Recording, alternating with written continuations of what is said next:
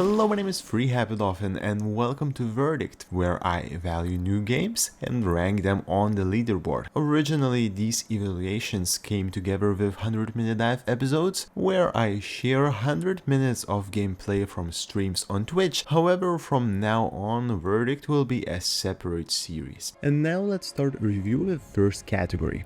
Short-term engagement. Now, this will probably be the shortest review overall so far, since the game is great in all aspects. So just mainly going to mention a few things, but not let it get the perfect score.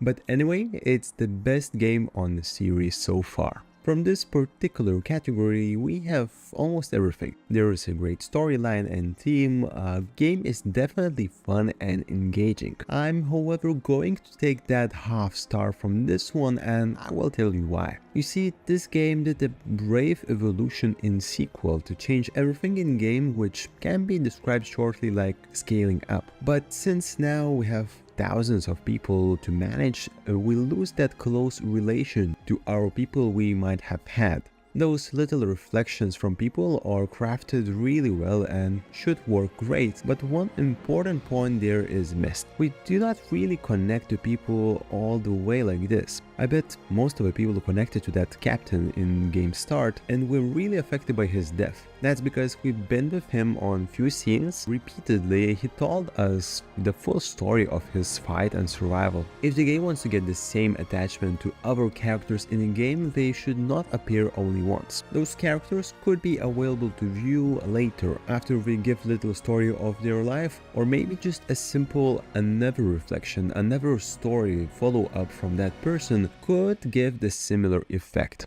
So only for this one we give it 4.5 out of 5. Next category, replayability and complexity. You could imagine this being a game that you go through once and forget after, but it's not the case. Prologue and chapters of the game here is just a start. Later you can jump into the sandbox mode with different maps, difficulty levels and other presets. Not to mention that you can play different technologies and laws each time, so the score is really high here. Again, if I would really need to look for something but it's not perfect, it would be really personal preference here from me. I always enjoyed if games have some multiplayer aspect, not necessarily multiplayer mode, but maybe some score or ongoing challenge for all players to compete and connect in some way. I understand that this can be simply asking too much from this kind of title, but something like multiplayer is just a nice little something but can always expand that replayability indefinitely. So 4.5 out of 5. Visuals and audio? Well, there's really not much to talk about here. It looks and sounds amazing, and like no game in Leaderboard so far. 5 out of 5.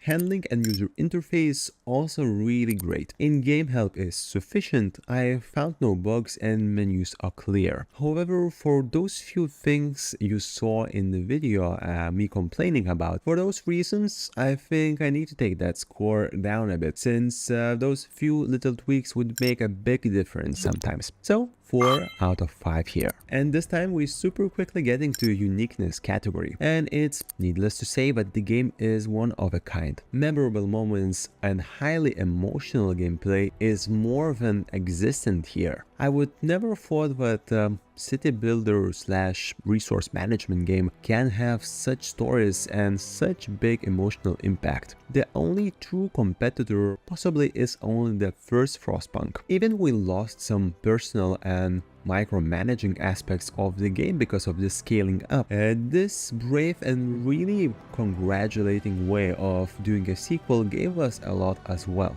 Anyway, since Frostpunk 1 gives a bit of competition because of those different things in it, I think I need to slightly show that in score. But overall, it's still maintaining really high 4.5 out of 5. And finally, I would not include any negative factors. The price tag is not small, but I must say it's worth it. So 0 negative stars. This sums up to outstanding 4.5 stars and taking first place on our leaderboard. For updated leaderboard, check my social media accounts and see you on the next episodes. This was Free Habit Often.